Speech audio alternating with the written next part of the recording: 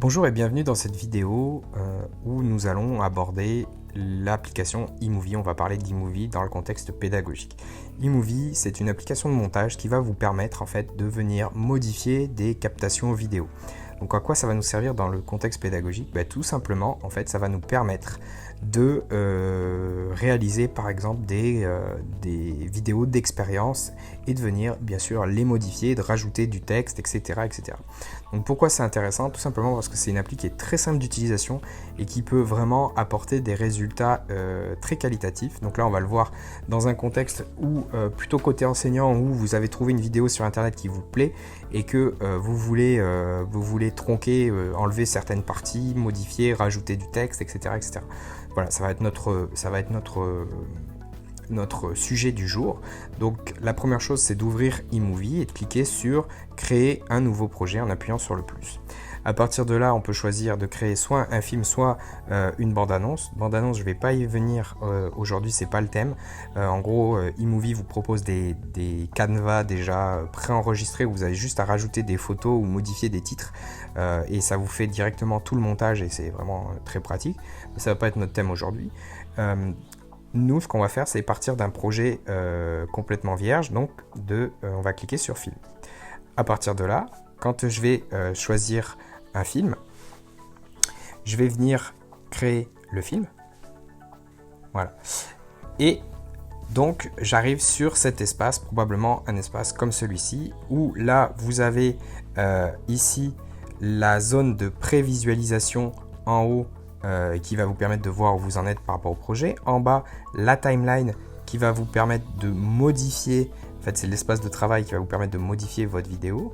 Et si vous ne l'avez jamais ouvert, le petit plus qui vous permet d'ouvrir votre bibliothèque multimédia. Donc, il y a deux moyens de faire du montage. La première, c'est de faire une captation en direct live en appuyant sur l'appareil photo en haut à gauche de la timeline.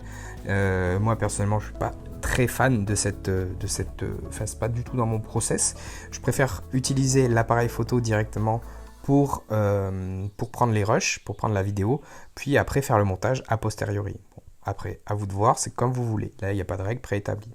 Donc, nous, ce qu'on va faire, c'est qu'on va aller chercher une vidéo, comme je vous l'ai dit en intro, que j'ai prise sur Internet, voilà, qui est une émission de C'est pas sorcier, de laquelle je vais modifier parce que je n'ai pas envie que mes élèves aient 25 minutes de vidéo pour étayer mon cours. Donc, je l'ai enregistré dans un album précis tout en bas, qui s'appelle Vidéo eMovie. Et la voici, elle est là, donc vous voyez, elle fait 25 minutes, enfin pratiquement 26 minutes. Donc je la sélectionne, vous voyez qu'on va faire beaucoup, sélection, puis action. Sélection, puis action. Donc là, je sélectionne et l'action, c'est le plus pour ajouter. Tout simplement. Donc là, elle est énorme, 25 minutes, et vous voyez que si je fais défiler avec mon doigt, mon curseur central ne bouge jamais. Par contre, ma vidéo, elle va être assez longue. Donc, ce que je vais faire avec mes deux doigts, déjà, je vais dézoomer complètement. Donc, en pinçant la vidéo, je la pince. Bon, là, elle est faite au maximum, mais je vous montre si elle était dépincée. Donc, je fais le chemin inverse. Là, j'écarte sur ma vidéo. Vous voyez que, en fait, je rallonge pas la durée de ma vidéo, mais simplement, je zoome ou je dézoome. En fait, cette action de zoom ou de dézoom, elle va vous permettre de placer de manière beaucoup plus fine votre curseur. Donc là, elle fait toujours 25-53. Vous voyez, si je la réduis en la pinçant, elle fait toujours 25-53. Par contre, elle est beaucoup moins zoomée ou beaucoup plus dézoomée. Tout dépend du point de vue. Donc, ce qui va être intéressant pour vous donner l'explication, c'est qu'en haut, j'ai la vidéo, bien sûr, et en bas, sous la vidéo, j'ai une espèce de graphique qui correspond en fait au son. Et ce son, pour l'afficher ou pour le masquer, tout simplement, j'appuie sur l'icône qui représente un graphique en haut à droite de la timeline, juste à côté de la flèche de retour en arrière. Quand j'appuie dessus, ça me fait apparaître le son ou pas. Voilà, donc ce que je vais faire dans un premier temps, je vais vous montrer le principe pour tronquer, tout simplement. Donc ce que je veux faire, c'est supprimer le générique avec le camion qui me sert à rien. Donc je vais aller placer mon curseur en déplaçant ma vidéo à l'endroit où Jamy passe la porte. Voilà, on va dire que c'est à peu près ici. Et je vais bien sûr m'assurer que ma vidéo est sélectionnée. Voilà, j'ai appuyé dessus. Là, j'ai le rectangle jaune tout autour. Et vous voyez que ça m'ouvre une petite boîte en bas de dialogue. Ici, j'ai Action. Et donc je vais utiliser scinder qui va me permettre de couper en fait le clip en deux. Donc si je mets play juste avant, voilà, on voit qu'en fait il n'y a aucune différence dans la zone de prévisualisation. Seul vous, en tant que monteur, vous savez qu'il y a une coupure et qu'il y a deux vidéos, mais par contre, en tant qu'utilisateur, si on devait exporter de cette manière-là, il n'y aurait aucun changement, aucune vidéo. Donc maintenant, ce que je vais faire, je vais sortir toute la partie avec le camion. Voilà, donc on va déplacer jusqu'à ce que, voilà. Donc là, c'est très bien, on va faire une petite transition qui est parfaite pour nous, voilà. Je vais placer pareil mon curseur à l'endroit idéal, sélectionner et scinder. Je me retrouve avec 3 vidéos, dont un clip au milieu qui ne me sert plus, c'est celui que je veux supprimer. Donc je le sélectionne et je vais cliquer sur supprimer en bas à droite, tout simplement. Et là maintenant, quand je me replace juste avant hop, voilà. Donc Jamie va sortir et on enchaîne aussitôt avec le parapluie. Voilà, donc voilà comment on fait pour scinder une vidéo.